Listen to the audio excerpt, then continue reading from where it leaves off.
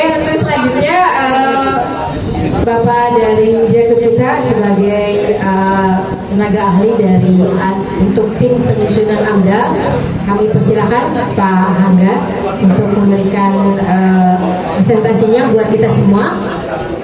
Ubun-ubun ikan lele, konsentrasi ayo konsentrasi lagi. Oke Pak Hangga, kami persilakan. Bapak bisa melihat saya? Oh iya boleh. Untuk selanjutnya nanti kita bisa.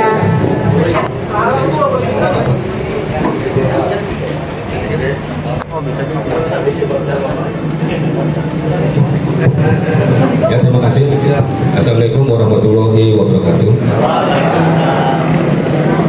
Selamat sore Bapak Ibu Wilujeng Sonten, Bapak Muspika, Pak Camat, Pak Kapolsek, Pak Dan Tramil, Pak Desa Lujukobong, Pak Cidenok, Kumbai, dan Bapak Ku Panjalin, dan dari perwakilan PUTR, PUTR, Pak Iib, dari bidang bangunan gedung, dan dari Dinas Perhubungan, Pak tadi Pak Camat menyebutnya Pak Ipan Gunawan, Pak Arif Gunawan. Terima kasih Pak Arif Gunawan sudah datang, dan terima kasih untuk pemohon dari Permakasa atau pelaku usaha PT Luki Indah Keramik.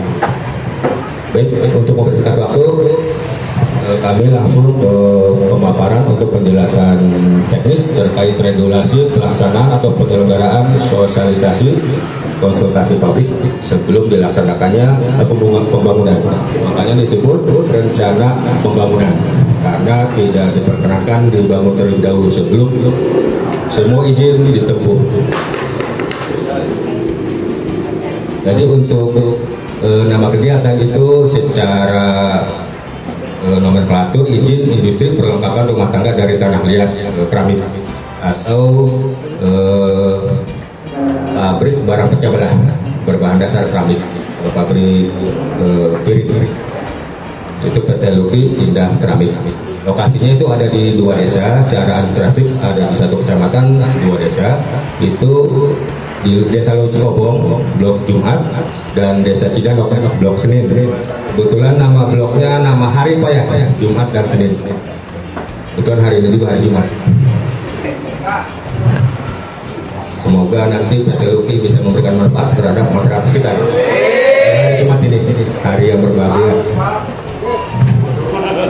Jadi untuk kegiatan pelaksanaan sosialisasi publik ini mengacu kepada peraturan perundang-undangan, yaitu di peraturan pemerintah pusat, peraturan pemerintah, dan Undang-Undang Cipta Kerja yang ber-11 tahun 2020 tentang persetujuan berusaha, yang salah satunya persetujuan lingkungan yang saat ini tahapannya sedang kita lakukan, yaitu sosialisasi publik untuk tahap awal.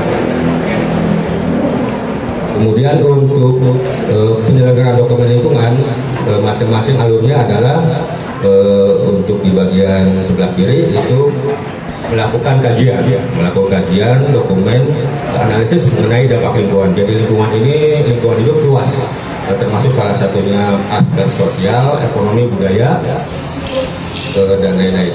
Termasuk juga izin-izin lain yang sedang ditempuh, persetujuan teknis seperti lalu lintas, andalin, dan terakhir itu persetujuan bangunan gedung PBG. Dan dokumen lingkungan ini masing-masing juga ada skalanya, ada kategorinya Bapak Ibu. Jadi ada yang namanya yang terendah itu namanya SPPL, surat pengelolaan pemantauan lingkungan hidup. Yang skala menengah itu namanya PUPL, upaya pengelolaan dan upaya pemantauan lingkungan hidup. Dan yang skala tinggi itu adalah AMDAL, analisis mengenai dampak lingkungan. Kenapa AMDAL? Karena dalam KBLI industri keramik ini termasuk dalam multisektor, artinya luas, kategori yang wajib AMDAL dari luas tanahnya lebih dari 5 hektar, artinya dari 31 hektar ke 31 hektar sudah harus wajib AMDAL, dan luas bangunannya lebih dari 1 hektar wajib AMDAL. Jadi sehingga harus ada sosialisasi publik seperti ini untuk tahap awalnya. Nah, jadi untuk pertama penapisan ini rencana usaha dan kegiatan wajib memiliki AMDAL. Nah, AMDAL ini salah satunya tahapan-tahapan yang sedang kita tempuh dan termasuk dalam AMDAL kategori C. Kemudian AMDAL yang digunakan itu AMDAL tunggal, artinya pemohonnya satu, yaitu PT Indah Lukis Keramik, dan industrinya satu jenis, industri keramik. Beda dengan kawasan terpadu atau yang kawasan. Kalau terpadu yang multisektor, misalnya dalam satu pabrik membangun atau memproduksi beberapa bahan. Jadi masuknya AMDAL terpadu. Kalau ini AMDAL tunggal. Kemudian untuk kewenangan penerbitan ya, karena di PPK KPR di persetujuan pemanfaatan uang, persetujuan kegiatan pemanfaatan uang itu usaha besar dan masuk ke dalam kewenangan dinas provinsi Jawa Barat sebagai verifikator dan sebagai yang penerbit persetujuan hitungannya, dengan melibatkan instansi-instansi seperti DLH Kabupaten Majalengka dan dinas serta instansi terkait lainnya. Nah, kemudian tahap yang sedang kita lakukan penyusunan AMDAL. Sebelum dalam formulir draft acuan kita ada nanti berita acara kesepakatan. Setelah ini ada berita acara kesepakatan, apa SPT-nya, saran, pendapatan dan tanggapan dari masyarakat yang akan dicantumkan dalam berita acara kesepakatan. Artinya BA ini berita acara merupakan suatu komitmen perjanjian antara pemakarsa, pelaku usaha sebagai pemohon dengan masyarakat sekitar yang terdampak. Jadi sebelum dilakukan keluarkannya uji kelayakan AMDAL.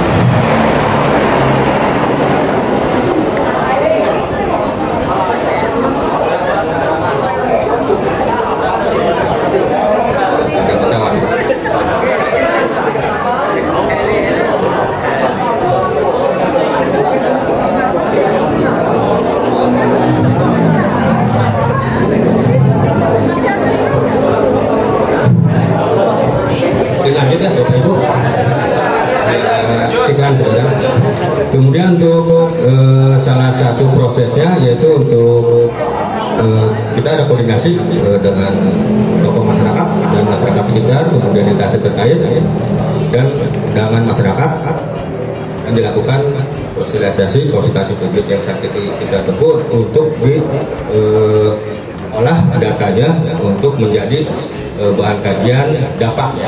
Artinya dampak di sini ada dua sifatnya, ada dampak positif maupun dampak negatif. Artinya dampak positif yang di dalam kajian itu yang harus dipertahankan, dan dampak negatifnya yang harus diminimalisir. Itu untuk tujuan penyusunan AMDAL ini.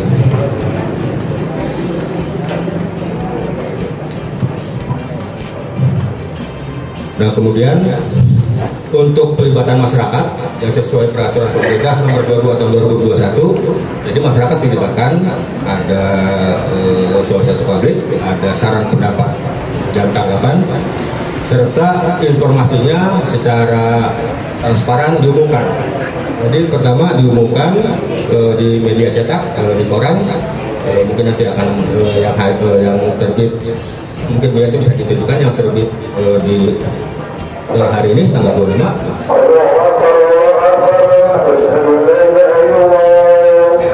Alurnya itu yang tadi disampaikan.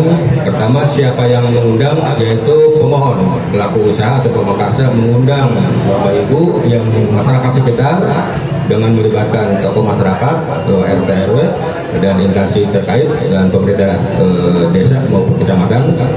Yang diundang adalah yang terdampak, termasuk instansi, dan isi pengumumannya dipasang di mana? Pertama, di lokasi kegiatan di tapak proyek itu ada baliho, Bapak Ibu mungkin bisa lihat di sana. Jadi tapak proyeknya menandakan itu sedang dilakukan kajian AMDAL. Kemudian di tempat-tempat strategis di balai desa, contohnya expander di belakang rumah, kemudian di kantor kecamatan, kemudian di dinas LH,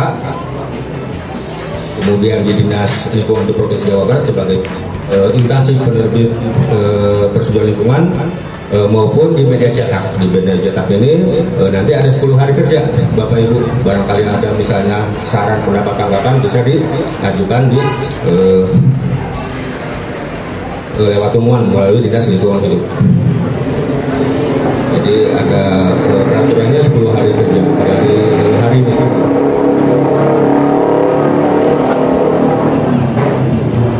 Nah, ini untuk masyarakat yang terkena dampak itu ada yang langsung maupun tidak langsung. Yang langsung artinya zona dalam, yang tidak langsung adalah zona luar. Contoh masyarakat yang terdampak langsung secara batas wilayah Stadi Amdal ini contoh seperti misalnya batas administratif, karena PT Luki ini hamparan tanah yang mau dibangun pabrik keramik ini terletak di Desa Loji Kobong, sekitar 84% komposisinya dan 16%-nya itu di Desa Cidenok. Inilah batas wilayah Stadi Amdal, artinya masyarakat terdampak yang zona langsung ada di situ.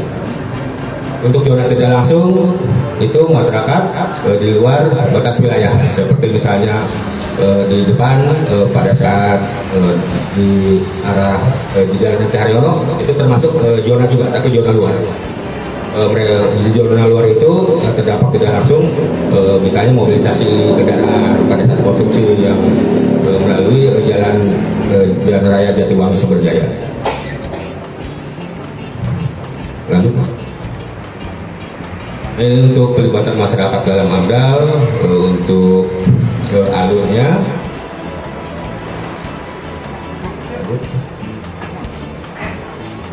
Kemudian ini ada saran pendapat dan tanggapan atau SPT yang tadi akan nanti disampaikan, termasuk nanti setelah penjelasan ini akan ada sesi tanya jawab.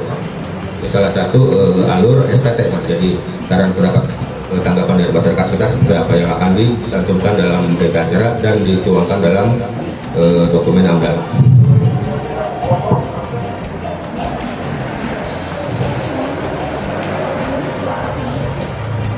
Lanjut terus. Nah, ini untuk syarat untuk dilaksanakan konsultasi publik ini minimal ada deskripsi rencana kegiatan yang nanti setelah di halaman berikutnya kita tampilkan, kemudian dampak-dampak potensial maupun komponen lingkungan. Ini ke identitas ke Makassar seperti yang tadi sudah disampaikan oleh pihak PT Luki, jenis permohonan baru, maksudnya pembangunan baru, bukan perluasan permohonan perubahan. Ini sudah dijelaskan tadi. Nah, untuk kapasitas produksi dengan posisi operator dengan status operasional penuh dengan 4 ini 15 juta habis per bulan apabila operasional penuh. Tadi sudah disampaikan bahwa operasional secara bertahap satu clear dulu dengan melibatkan 450 pekerja Pak ya untuk tahap pertama. Untuk tahap operasi penuh sampai 2.200 pekerja, tenaga kerja. Ini master plan-nya ini dari Jalan Raya ke Loji Kobong ke arah Bandar Waru, jadi masuk ke dalam pabrik ya.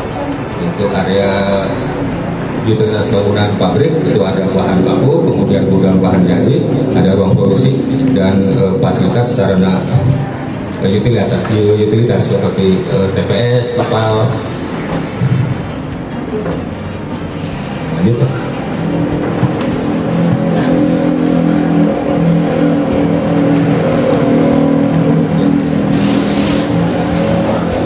Untuk batas wilayahnya yang di garis merah.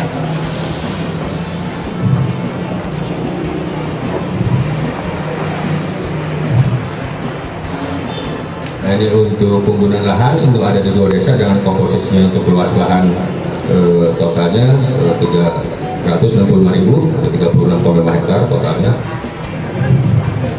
Ini untuk komposisi di Desa Loji Kobong ada 89% kurang lebih, dan untuk di Desa Cidenok 10,86%.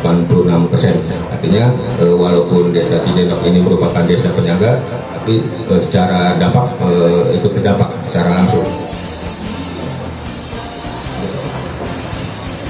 komunikasi drone. Kebetulan maaf tampilan gambarnya kurang jelas.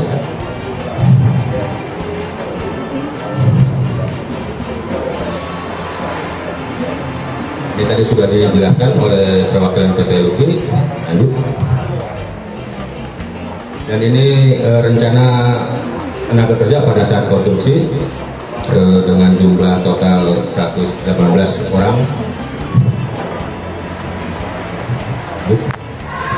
Kemudian untuk jumlah tenaga kerja pada saat operasional, ini dari level terendah dari operator sampai kepala pabrik itu memerlukan 2.223 tenaga kerja.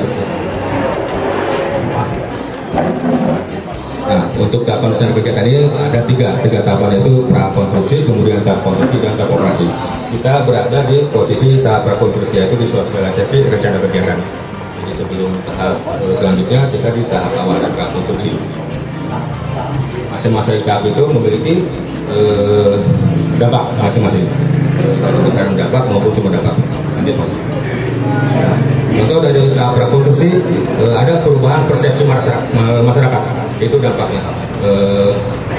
Tadi seperti disampaikan Pak Ibu Cidenok, itu dampaknya tentang kekhawatiran misalnya terkait tenaga kerja. Nah, dampak itu sifatnya yang negatif. Kekhawatiran artinya harus diantisipasi sehingga kekhawatiran itu dikelola menjadi suatu harapan. Jadi suatu harapan tadi terkait dengan penerimaan tenaga kerja, rekrutmen tenaga kerja dengan kualifikasi masing-masing yang dibutuhkan oleh pelaku usaha ini, jumlah tenaga lokal berapa persen, itu termasuk perubahan persepsi masyarakat. Artinya dengan adanya pembangunan ini akan muncul perubahan persepsi. Ada persepsi yang misalnya tentang yang positifnya, misalnya ada pabrik, kita misalnya bisa buat kos-kosan, bisa buat kantin, atau yang sifatnya menunjang perekonomian, itu sifatnya positif. Tapi yang ada juga yang sifatnya negatif, berupa kekhawatiran maupun keresahan. Nah, itu yang harus diminimalisir, diantisipasi, sehingga yang sifatnya negatif itu berkurang dampaknya. Mungkin kalau dihilangkan sama sekali mungkin tidak mungkin, tetapi minimal diantisipasi, dikurangi dampaknya. Masuk nanti tahap konstruksinya ada peningkatan kualitas udara. Kalau kualitas udara ini dampaknya di zona langsung maupun di zona luar. Contoh misalnya mobil dump truck masuk yang terdampak ada di desa lain, lintasan kendaraan. Kemudian air limpasan, karena air sifatnya mengalir, yang terdampak bisa ke daerah hilir. Jadi sifatnya terintegrasi antara yang berdampak langsung maupun tidak langsung. Itu untuk kita konstruksi, termasuk juga untuk kita operasi. Untuk kita operasi, munduran kualitas udara itu dari mobil angkutan bahan baku, pengiriman keramik, maupun mesin peralatan produksi keramik. Kemudian ada penurunan kualitas air permukaan, mulai 5P3 dan lain-lain. Jadi masing-masing tahap ini ada 3 memiliki dampak positif dan negatif yang harus dikelola dengan baik.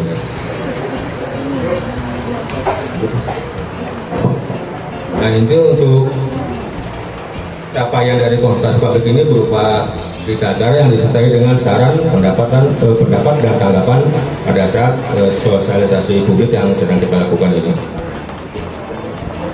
Dan untuk tokoh masyarakat yang hadir nanti akan menjadi anggota penilai kerja tetap. Artinya nanti akan ikut hadir dalam rapat pembahasan di AMDAL RKLPR. Nanti ada undangannya. Artinya karena pribadi masyarakat ini bukan hanya disosialisasi, akan berlanjut di tahapan rapat penilaian, rapat kelayakan, apakah dokumen ini layak atau tidak layak, karena nanti akan diterbitkan SKKLH, surat keputusan kelayakan lingkungan hidup. Ya, ini rapat ini penilaian AMDAL.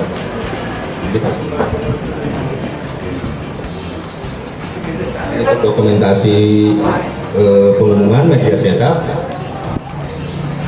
Lanjut. Ini untuk yang di proyek di Jumat di Cibogong. Ini untuk yang di instansi di WLH Provinsi Jawa Barat dan di kantor kecamatan maupun di kantor desa. Oke, itu saja penjelasan dari kami terkait regulasi maupun terkait persyaratan dari penyusunan dokumen AMDAL. Mohon untuk kepada Bapak Ibu untuk saran pendapat tanggapannya, dan mungkin kembali ke moderator Ibu MC untuk tahapan selanjutnya sesi tanya jawab. Terima kasih. Assalamualaikum warahmatullahi wabarakatuh.